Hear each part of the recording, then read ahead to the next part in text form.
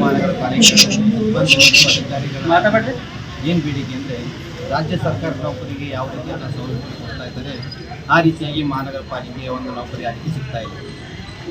ನಮ್ಮ ಹತ್ರ ಜನನದಿಂದ ಒಂದು ಮರಣವರೆಗೆ ಎಲ್ಲ ರೀತಿ ಕಾರ್ಯಗಳು ನಮ್ಮ ಮಹಾನಗರ ಪಾಲಿಕೆ ಇದೆ. ಆದರೆ ಇದರಲ್ಲಿ ಮಲ್ತಾ ಧೋರಣೆ ಏನಾಗ್ತಾ ಇದೆ ಅಂದರೆ ಸಿಗಂಥ ಸವಲತ್ತುಗಳು ಯಾವ ಸಿಗ್ತಾ ಇದೆ. ಫಾರ್ ಎಕ್ಸಾಂಪಲ್ ಹೇಳ್ತಂದರೆ ಬೆಳಿಗ್ಗೆ 5 ಗಂಟೆಯಿಂದ ಶುರು ಆಗುತ್ತೆ, ರಾತ್ರಿಯವರೆಗೆ ಟೈಮ್ ಇಲ್ಲ ಅದನ್ನು ಯಾವ ರೀತಿ. ಆದರೆ ಇಷ್ಟೆಲ್ಲ ಮಾಡೋದಂದ್ರೆ ನೋಡಿದಷ್ಟು ನೇರವಾಗಿ ಜನರ ಸೇವೆ ಮಾಡೋದು, ಮನೆ ಬಾಗಿಲು ಸೇವೆ ಮಾಡೋದು, ಅಂಥವ್ರಿಗೆ ಯಾವ ರೀತಿಯ ಸವಲತ್ತು ಇದೆ.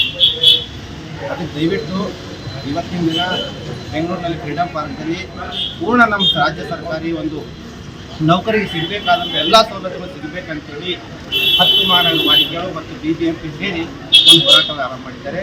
ಅದಕ್ಕಾಗಿ ನಮ್ಮ ಒಂದು ಕಲಬುರಗಿ ಮಹಾನಗರ ಪಾಲಿಕೆ ಸಿಬ್ಬಂದಿ ಕೂಡ ಇದಕ್ಕೆ ಒಂದು ಪೂರ್ಣ ಸಪೋರ್ಟನ್ನು ಕೊಟ್ಟು ನಾವು ಕೂಡ ಇವತ್ತು ಬಂದ್ ಮಾಡಿ ಒಂದು ಹೋರಾಟಕ್ಕೆ ಇಳಿದಿದ್ದೀವಿ. ವರ್ಕ್ ಸ್ಟಾಪ್ ಮಾಡಿದ್ದಾರೆ, ಇವತ್ತಿನ ಪುಟ್ಟ ಸ್ಟಾಪ್.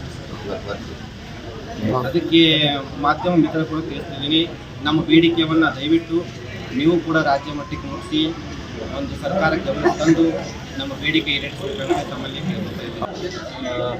ನಮಗೆ ಕೊಟ್ಟಿರೋದು ಒಂದು ಮೆಮೊರೆಂಡಮ್ ಪ್ರಕಾರ ಕರ್ನಾಟಕ ರಾಜ್ಯ ಮಹಾನಗರ ಪಾಲಿಕೆ ನೌಕರರ ಸಂಘಗಳು ಪರಿಷತ್ ಇವತ್ತು ಚಲೋ ಬೆಂಗಳೂರು ಅಂತ ಹೊರಟಿದೆ.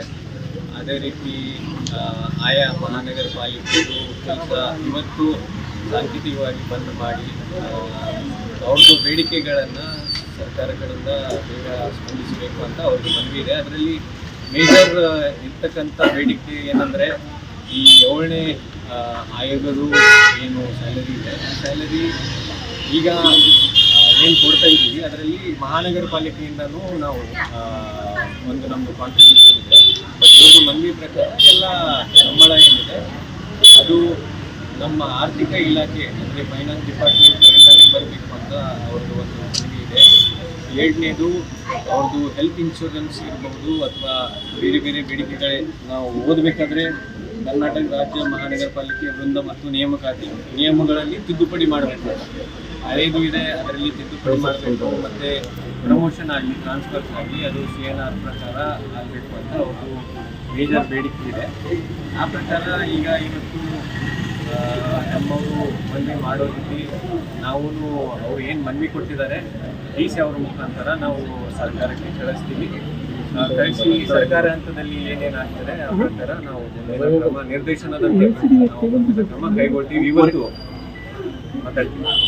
ಇವತ್ತು ನಾನು ಅವರಿಗೆ ಮನವಿ ಮಾಡ್ಕೊಂಡಿದ್ದೀನಿ, ಅವರು ಒಪ್ಕೊಂಡಿದ್ದಾರೆ.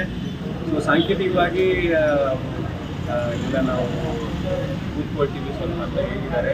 ಆದರೆ ಪಬ್ಲಿಕ್ಕಿಗೆ ಅನುಕೂಲ ಮಾಡಿ ಅಂತ ನಾವು ಹೇಳಿದ ನಂತರ ಅವರು ಒಪ್ಕೊಂಡಿದ್ದಾರೆ. ಸೊ ಅಟ್ಲೀಸ್ಟ್ ಪಬ್ಲಿಕ್ ಏನು ಪ್ರಾಬ್ಲಮ್ಸ್ ಆಗಲಿ ಸಮಸ್ಯೆಗಳು ಬರ್ತದೆ ನಾವು ಅದನ್ನು ರೆಕ್ಟಿಫೈ ಮಾಡ್ತೀವಿ. ಬಟ್ ಪಬ್ಲಿಕ್ಕಿಗೆ ಅನಾನುಕೂಲ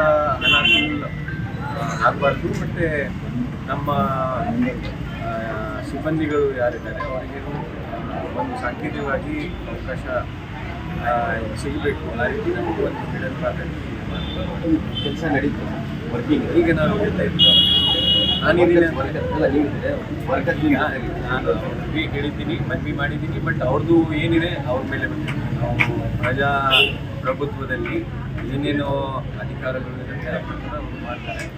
ನಮ್ಮದು ರೂಲ್ಸ್ ಏನಿದೆ ಆ ಪ್ರಕಾರ ನಾವು ಮಾಡ್ತೀವಿ.